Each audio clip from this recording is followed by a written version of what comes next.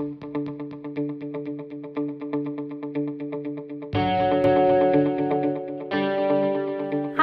I'm Stephanie. Welcome to Oxford Online English. In this lesson, you'll learn how to improve your reading skills in English.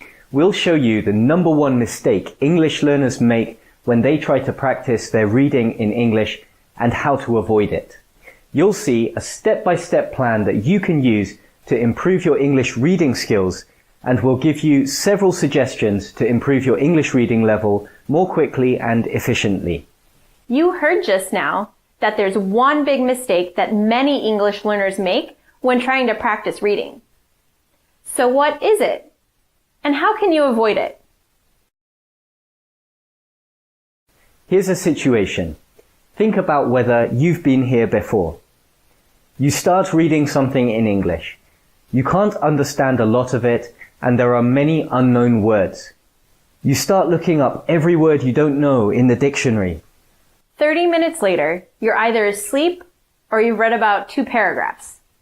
Of course, this makes you feel bad, and you start feeling that you can't read in English, that it's too difficult, and so on. But this isn't true. You can read in English, and you can improve whatever your English level is now. What's the key? You need to select materials at the right level. Often, people try to read the same things they would read in their native language. But if your English level is intermediate, like many of the learners we meet, then you need to accept that you can't read all the same things in English that you would read in your own language. If you try, you'll probably feel frustrated and maybe give up. So it's essential to select reading materials that are the right level for your English abilities now. But how can you do that? Here are some tests you can use. 1. Can you understand the general meaning of the text without using a dictionary? 2. Can you understand the general meaning of most sentences without using a dictionary? 3. Can you read the text at a reasonable speed? This is subjective, but it shouldn't take an hour to read a few paragraphs. If you can't answer yes to these questions, then the text is probably too hard. Of course, you don't want it to be too easy either. If you can understand everything the first time, it's probably too easy. There should be some words and ideas which aren't easy to understand. You're probably thinking, so where can I find suitable materials?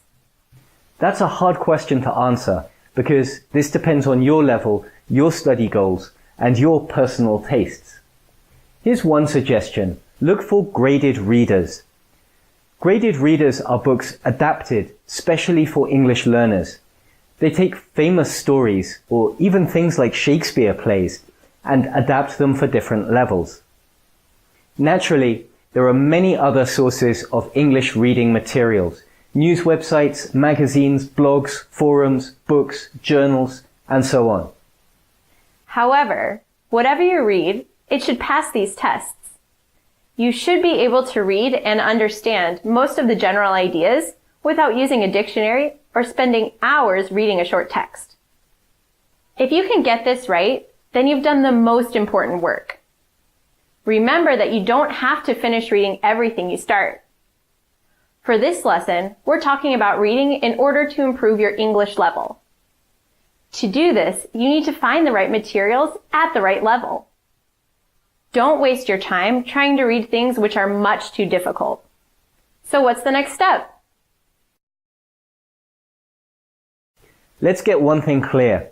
Improving your reading skills in English is going to take a lot of time. It's not something you can do in days or weeks. There aren't any tricks which can help you to improve faster. So, the best thing you can do is very simple.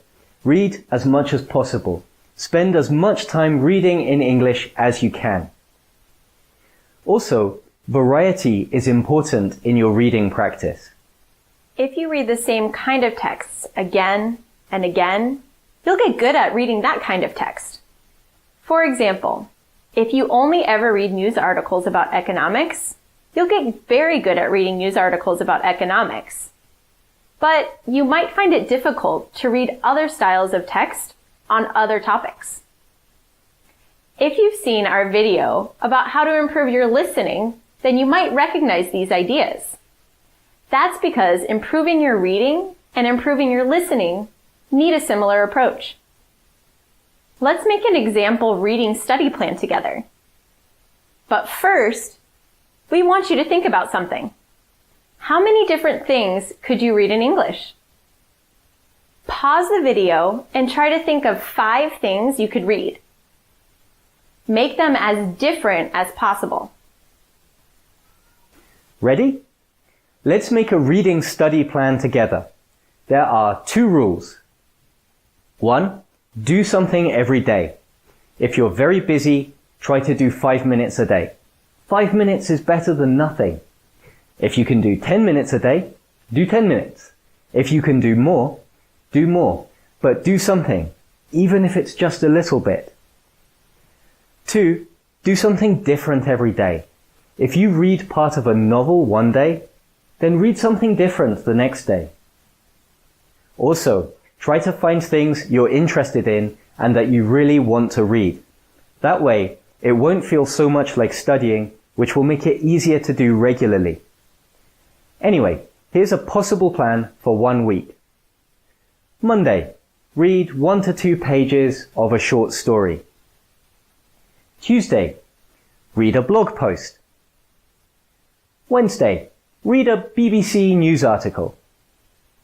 Thursday, do a reading exercise from an English textbook. Friday, read a film review online. Saturday, read the comments on a news article on a website. Sunday, read the lyrics to a song. Of course, you should make your own plan to suit your own interests and level. When you've made your plan, write it down and stick it on a wall, or your bathroom mirror, or somewhere where you'll see it every day. When you finish each thing, cross it off your plan. That way, you can track what you've done and feel good about finishing your plan. On the one hand, it's good to challenge yourself. So give yourself 1 or 2 harder days where you're reading more or reading something more difficult. On the other hand, be realistic and don't try to do too much. It's more important to make reading in English a long-term habit. So make a plan which you can stick to regularly. Next, keep doing this every day, every week, every month. You might not feel that you're getting better, but over time you will improve. Now, you've seen the most important ideas you need to improve your English reading.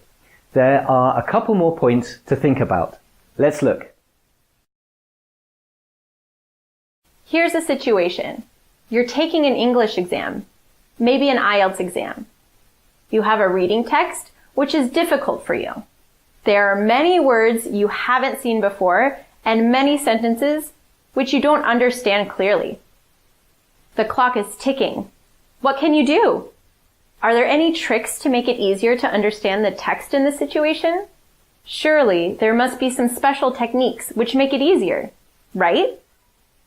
Not really. If you're reading a text and you don't know many of the words, that's a bad situation. If your grammar knowledge isn't enough to understand complex sentence structures, that's a bad situation. At that moment, when you're in your exam and you're faced with this difficult text, there's really no good solution. There are many videos and lessons giving you reading tips and tricks, including some of our own. However, these are only necessary if your reading level isn't high enough for a specific task, like an IELTS reading exam. These tips and tricks are ways to deal with having a lower reading level than you need. Like everything in this lesson, there's no quick fix here. To improve your English reading level, you also need to improve your vocabulary and grammar knowledge. And that's a long, slow process. But it's necessary. Remember in part 1, when we said that you should choose reading materials, which you could understand most of without a dictionary? Now, we need you to look at this from the other side. Often in life, you can't choose the things that you need to read. If you're at work or taking an English exam, you'll be given a text. You can't choose to read something easier. In that situation, you need to know most of the words in the text already. If you don't, it will take you a long time and a lot of work to read and understand the text, and there's a high chance that you'll misunderstand parts of it. So what should you do? Firstly, your reading practice needs to be supported by regular grammar and vocabulary work. We won't go into details about this here because it's too big as a topic, but if you need advice, there are many free materials and videos on our channel and on our website to help you learn vocabulary and grammar effectively. Secondly, when you read something in English, don't just read it once. Read it 2, 3, 4 or more times, especially if it's difficult to understand the first time. Vocabulary learning depends on repetition, so by reading a text many times, you give yourself more chances to see new words and phrases in context, which makes it easier to remember them. Thirdly, as you practice and your reading level improves, increase the difficulty of your reading materials. This way, you'll continuously see new words, new phrases, new sentence structures, and so on. Okay, let's look at one more useful point you can use to practice your English reading. Okay, you're probably bored of hearing that improving your English reading is a long, slow Okay, you get it. We've told you many times. The problem with long, slow processes is that they're often boring. And when something's boring, it can be hard to motivate yourself to do it. So how can you deal with this? The most important point is something you've already heard. Read things you're interested in. However, there are a few other things you can do.